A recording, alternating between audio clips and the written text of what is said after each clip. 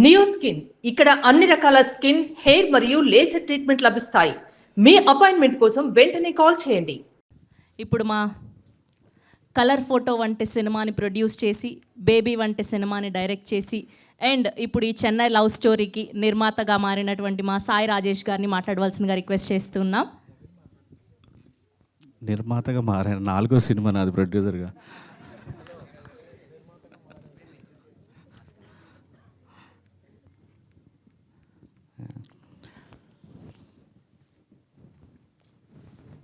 బ్లాంక్గా ఉంది.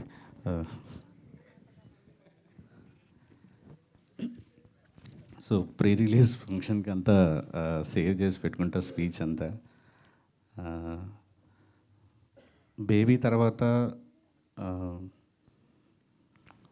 డబ్బులు వెనకాల పరిగెత్తలేదు. మళ్ళీ ఒక సాటిస్ఫాక్షన్ ఉంది ఆ సినిమా ఆడినన్ని రోజులు, ఒక 30-40 రోజులు. అలాంటి ఎక్స్పీరియన్స్ మళ్ళీ కావాలని కోరుకొని ఒక మనసుకు నచ్చిన ఒక కథ రాసుకున్నాం. చాలామంది రైటర్స్కి ఒక ఫీలింగ్ ఉంటుంది ఏంటంటే, మనం చాలా ఇమాజిన్ చేసుకొని రాసుకుంటాము. సో అది వేరే డైరెక్టర్ చేతిలో పెట్టినప్పుడు ఎంత లేదన్నా ట్రాన్స్లేషన్లో కొంత పోతుంది. సో అందుకే ఎక్కువ మంది రైటర్స్కి తమ కథలు తామే డైరెక్ట్ చేసుకోవాలని రైటర్స్ డైరెక్టర్లుగా మారుతుంటారు. ఏం చేసినా సరే ఖచ్చితంగా అది ఎగ్జాక్ట్గా ట్రాన్స్లేట్ అవ్వదు అనేది నమ్మే వాళ్ళలో నేను కూడా ఇన్ని రోజులు ఉండేవాడిని. నేను వారం క్రితం ఫస్ట్ హాఫ్, సెకండ్ హాఫ్లో ఆల్మోస్ట్ హాఫ్ పార్ట్ చూశాను. అండ్ నిజం చెప్తున్నాను, హార్ట్ఫుల్గా నేను నిజంగా ఈ కథని ఇంత బాగా తెలియను. రవి ఫస్ట్ హాఫ్ ఇంటర్వెల్ టైంకి నా కళ్ళల్లో నీళ్ళు, అంటే నేను రాసుకున్న కథే అవ్వచ్చు కానీ కళ్ళల్లో నీళ్ళు గారిపోతున్నాయి ఇంటర్వెల్ చూస్తుంటే. నేను అది ఎడిటర్ సంతోష్ గారు కూడా ఉన్నారు సాక్ష్యంకి. రవి నిజంగా నేను కూడా ఇంత బాగా తీయలేను రవి, బేబీ కంటే మంచి సినిమా తీసావు రవి, హార్ట్ఫుల్గా చెప్పాను. Thank you Ravi.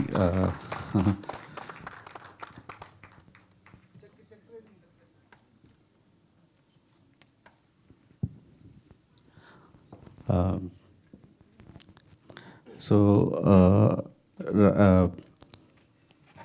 ఇంత అంటే బేబీకి నాకు చాలా హెల్ప్ చేశాడు రవి. నేను ఆ టైంలో అంటే నన్ను నేను ప్రూవ్ చేసుకోవాలని విపరీతంగా 5 గంటల సినిమా తీసేశాను. దాన్ని ఎలా కట్ చేయాలో తెలియదు. రిలీజ్ డేట్ అనౌన్స్ చేసేసారు. నేను ఎడిటింగ్ రూమ్లో ఉండాల్సి వచ్చేది, మ్యూజిక్లో చేయాల్సి వచ్చేది, చిన్న చిన్న ప్యాచ్లంతా మిగిలిపోయింది. సో ఒక రకంగా రవి వచ్చి సేవ్ చేశాడు. అంటే 3 అవర్స్ దాన్ని తీసుకురావటంలో, ఒక 2-3 డేస్ ప్యాచ్ వర్క్ చేయటంలో, నాతో పాటే సౌండ్లో, డిఐలో. సో నాకు ఎక్కడో కృతజ్ఞత ఉండిపోయింది రవి మీద. రవి ఈ సినిమా నువ్వు డైరెక్ట్ చేయి రవి అని నేనే రిక్వెస్ట్ చేశాను రవిని. సో నిజంగా ఆ గ్రాటిట్యూడ్ వల్ల నేనే మళ్ళీ లాభపడుతున్నాను. Thank you Ravi. You made a great film, your a great story teller. Maybe ఇది ఇప్పటికిప్పుడు మీకు కొత్త డైరెక్టర్ కాబట్టి అనిపించలేదు, కానీ ఒక 1 ఇయర్ తర్వాత ఈ స్పీచ్ నేను చెప్పిన మాటలు మళ్ళీ మీరు రివైండ్ చేసుకుంటే రవి ఎంత ఒక గొప్ప దర్శకుడు అనేది మీకు అర్థమవుతుంది. Thank you Ravi. అండ్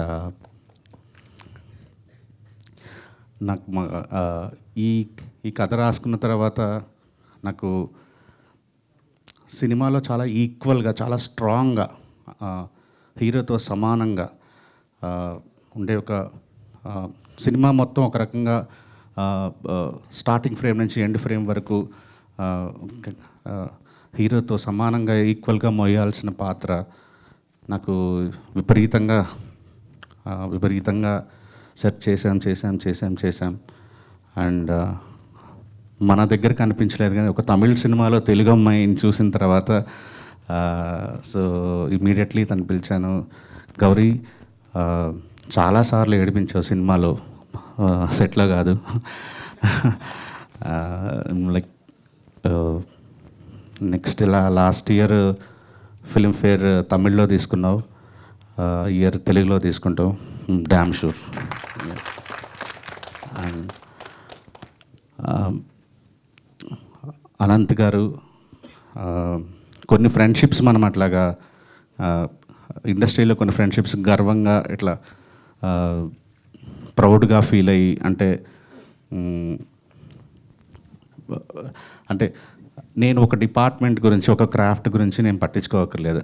నాకు ఒక మంచి బెస్ట్ మనిషి ఉన్నాడు నా దగ్గర. నేను ఆయనకి కథ చెప్తే, నేను ఒక సిచ్యువేషన్ ఎక్స్ప్లెయిన్ చేస్తే నాకు చాలు, ఇంకా నేను దాని గురించి బోదర్ చేయక్కర్లేదు. అంటే నాకు బేబీకి రాసిన, ఈ సినిమాలో 7 పాటలు రాసిన, నేను ఒక పదమో 2 పదాలు చేంజ్లు అడుగుంటానేమో కానీ ఏ రోజు ఒక వాక్యం మార్చమని కూడా అడగలేదు. Sir, love you sir. అది అంటే మాటలు పూర్తిగా చెప్పలేకపోతున్నాను కానీ I love you so much sir. Thanks for being in my career actually. And Dheeraj, happy birthday Dheeraj. అది వర్ గ్రేట్ ఫ్రెండ్.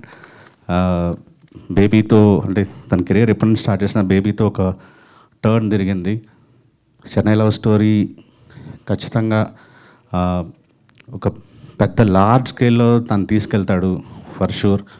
అండ్ బియాండ్ మా ఫ్రెండ్షిప్, ప్రొడ్యూసింగ్ పార్ట్నర్ కంటే, డిస్ట్రిబ్యూటర్ కంటే, ఎగ్జిబిటర్ కంటే కూడా ఒక great friend Dheeraj. Thank you Dheeraj.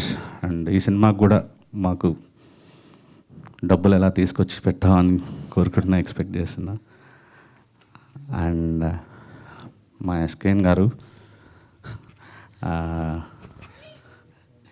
Yeah,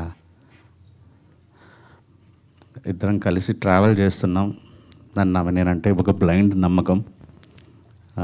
ఆ బ్లైండ్ నమ్మకం వల్లే నేను ఇంత మంచిగా ప్రశాంతంగా నేను అనుకున్నది చేయగలుగుతున్నాను, ఏ ప్రెషర్స్ లేకుండా.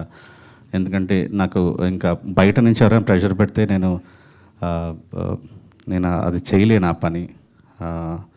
ఎస్కేఎన్ గారితో ట్రావెల్ చేయటం అనేది నేను తీసుకున్న ఒక మంచి నిర్ణయాల్లో ఒకటని భావిస్తున్నాను.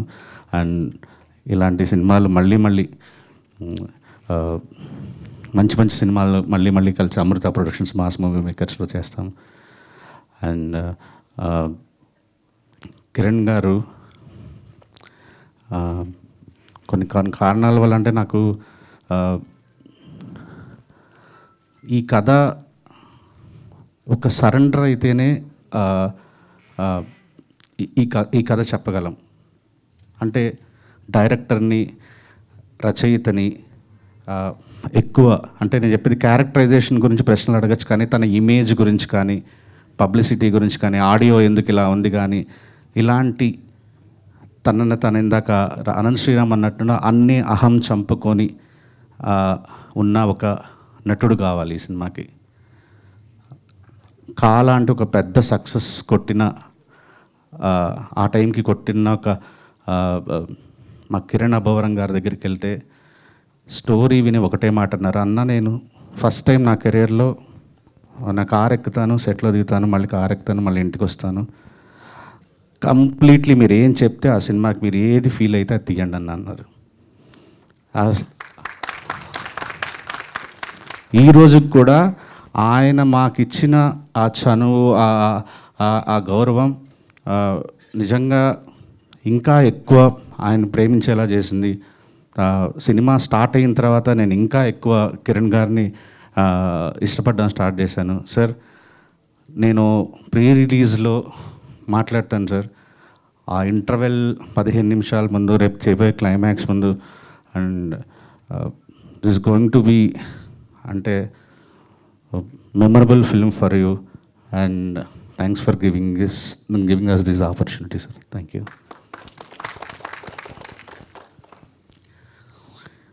అండ్ లాస్ట్గా ఒకరికి థ్యాంక్స్ చెప్పేస్తాను. యాక్చువల్లీ నేను ఈరోజు ఈ స్టేజ్ మీద నిలబడడానికి చాలా గర్వపడుతున్నాను. ఇది గత 1.5 ఇయర్గా నేను ఆ ప్రౌడ్ మూమెంట్స్ అనుభవిస్తూనే ఉన్నాను. అది మా మణిగాడ్ వల్ల.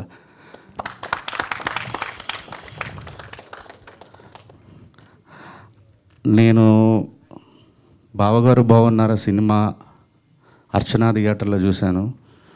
ఒక 8 సార్లు చూస్తుంటాను. చూడాలని ఉంది సినిమా. నా జీవితంలో నేను ఎక్కువసార్లు చూసాను, 23 సార్లు చూశాను. కేవలం బ్యాక్గ్రౌండ్ స్కోర్లు వినడానికి, ఆయన బ్యాక్గ్రౌండ్ స్కోర్లు వినడానికే.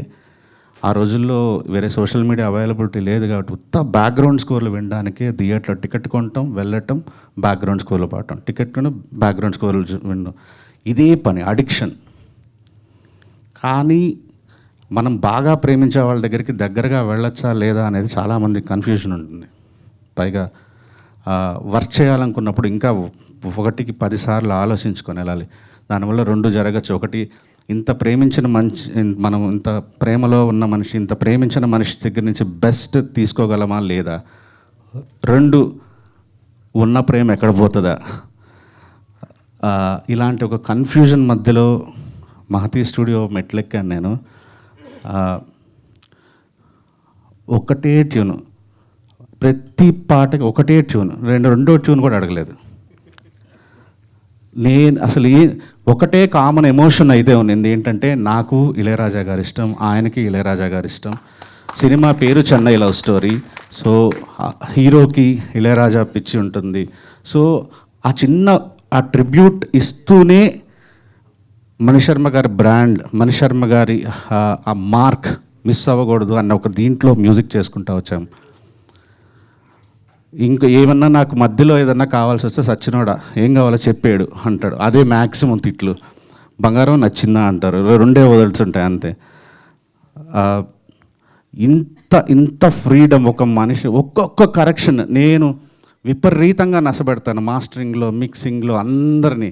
అలాంటిది అసలు నాకు ఆలోచిస్తే ఏమీ అడగలేదు. ఎందుకు అడగలేదంటే నాకు తెలిసిన, అరే పెరిగిందంతా ఆయన మ్యూజిక్ నేర్చుకొని అది మిగతా వాళ్ళకి మీరు అలా చేయండి అని చెప్పడానికి కావాలి. కానీ నేను పనిచేస్తున్నదే మణిశర్మ గారితో, ఇంకా నేనేంటి కరెక్షన్స్ చెప్పేది. అసలు మీరు నమ్మండి నమ్మకపోండి, there is no second other tune like, అంటే రిజెక్ట్ చేసిన ట్యూనే లేదు అసలు ఈ సినిమాలో. సార్ మీరు మొన్న డిటిఎస్ థియేటర్కి వస్తే నేను ప్రొడ్యూసర్గా అలా నిలబడుకుంటే మీరు వచ్చి డిటిఎస్ కరెక్షన్స్ అవన్నీ చేస్తుంటే